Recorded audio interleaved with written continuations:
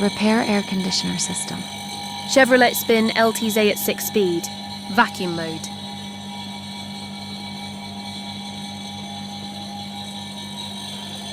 Connect air conditioner center to car air conditioner system.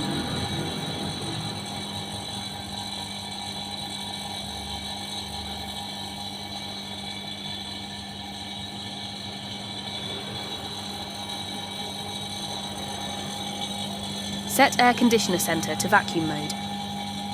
Wait until finished.